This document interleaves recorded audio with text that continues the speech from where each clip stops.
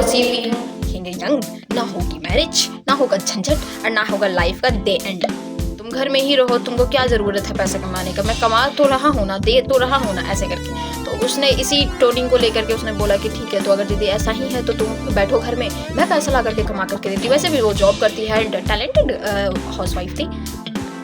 तो कहने का मतलब ये है कि शादी मतलब लाइफ का फुल स्टॉप होना है। आई थॉट 10-20 साल वेस्ट करने जैसा है, निकलना चाहे भी ना तो भी नहीं निकल पाता। इससे आता है क्या मेंटेलिटी रखता है, क्या सोच रखता है एंड वो आपके वाइब से मैच आउट कर रहा है या नहीं कर रहा है। जैसे कि आचार्य प्रशांत कहते हैं, याद करके ना रख सके कि आपको ये पहनना चाहिए, आपको यहाँ जाना चाहिए, मेरे से परमिशन लेके जाना चाहिए।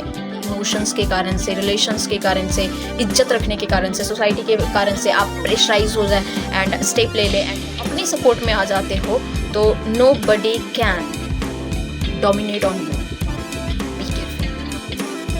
Staring down the barrel, waiting for the final gates to open. कहते हैं ना शादी को लेकर के, तो मैंने सोचा कि चलो बाल ही कटा देते हैं, ना दिखेंगे यंग, ना होगी मैरिज, ना होगा झंझट और ना होगा लाइफ का day and.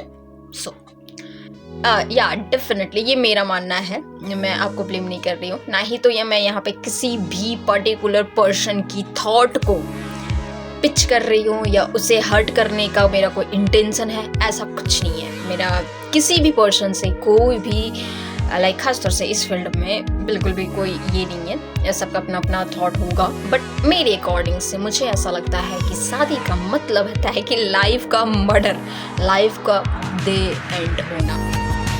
So that if नहीं करना है, मतलब एक मूवी में देख रही थी तो वहाँ पे लाइक उसमें एक बच्चा होता है और उसकी माँ उसका देख रेख, उसका टेक केयर करती है, उसका होमवर्क बनाना, उसको खाना खिलाना, उसको पहनाना वगैरह वगैरह चीज़ें करती रहती है। और उसका हस्बैंड जो है वो काम करके आते हैं और काम करके आते हैं तो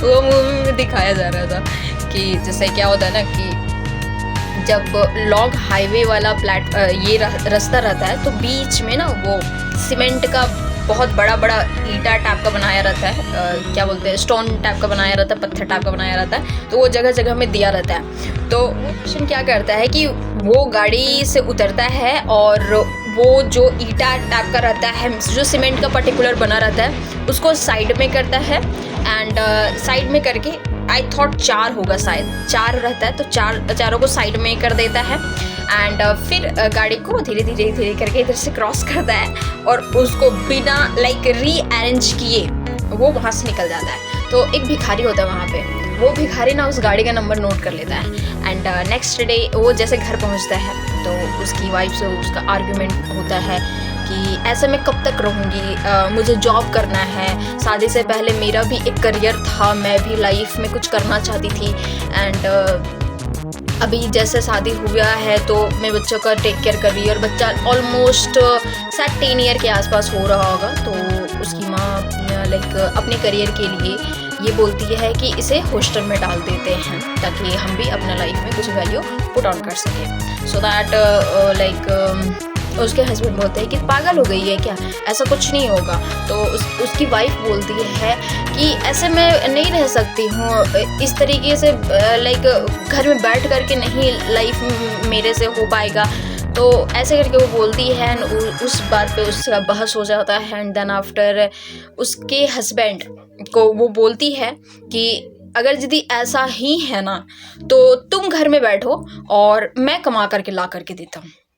उसके हस्बैंड वहाँ पे पिच किए हुए थे कि इसे हॉस्टल में क्यों डालेंगे, पैसे की कोई कमी है क्या, तुम घर में ही रहो, तुमको क्या ज़रूरत है पैसे कमाने का, मैं कमा तो रहा हूँ ना, दे तो रहा हूँ ना, ऐसे करके। तो उसने इसी टोनिंग को लेकर के उसने बोला कि ठीक है, तो अगर दीदी ऐसा ही है तो तुम बैठो घर में, मैं पैसा ला करके कमा करके देती। वैसे भी वो जॉब करती है एंड टैलेंटेड हाउसवाइफ थी, तो डेफिनेटली तो ये चीज़ें था।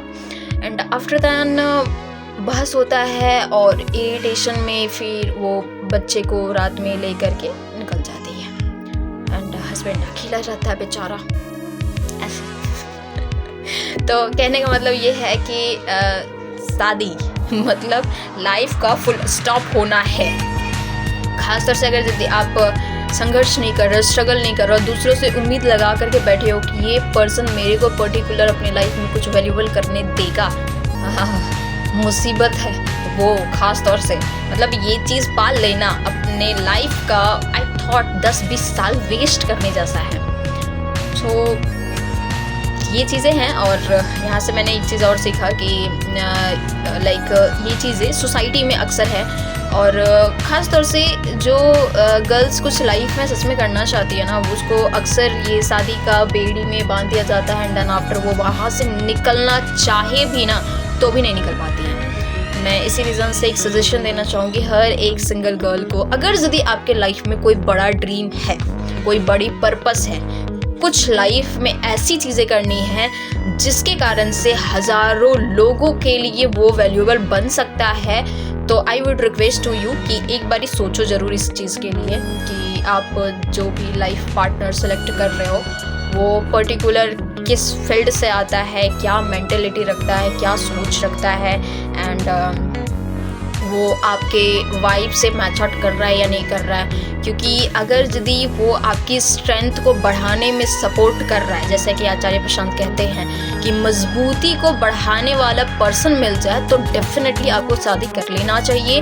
लेकिन जो खुद ही कमज़ोर है और आप कमज़ोर के साथ मजबूती कैसे पा सकते हो यदि उसका माइंडसेट ऐसा है, क्योंकि सोसाइटी अभी भी पुरुष प्रधान ही है। इसी रीज़न से सेलेक्ट करना भी है तो एक ऐसे पर्सन को सेलेक्ट कीजिए जो आपको मेंटली, फिजिकली, इमोशनली, स्पिरिचुअली आपको सपोर्ट कर सके एंड आपको स्ट्रॉन्गर बना सके। कैद करके ना रख सके कि आपको ये पहनना चाहिए, आपको यहाँ जाना चाहिए, मेरे से परमिशन लेके जाना चाहिए।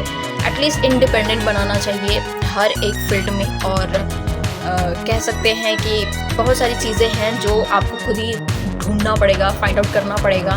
देन आफ्टर आप मूव ऑन होते हो तो आपके लिए वैल्यूएबल हो सकती है। ऐसा ना हो कि इमोशंस के कारण से, रिलेशंस के कारण से, इज्जत रखने के कारण से, सोसाइटी के कारण से आप प्रेशराइज हो जाए एंड स्टेप ले ले, एंड देन आफ्टर आप आगे की पूरी ज़िंदगी घुट घुट कर, वो चीज़ें नहीं होना चाहिए। क्योंकि ये आज बहुत सारी चीज़ें हैं जो आपके सपोर्ट में हैं, और अगर यदि आप अपने सपोर्ट में आ जाते हो तो nobody can dominate on you. Be careful.